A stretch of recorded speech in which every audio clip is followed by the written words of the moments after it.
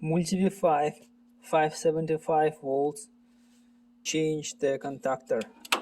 So the old one is mounted on the plate like this one on 4 screws, the contactor like this on the bottom on these 2 screws, and then this mounting plate with the contactor comes here.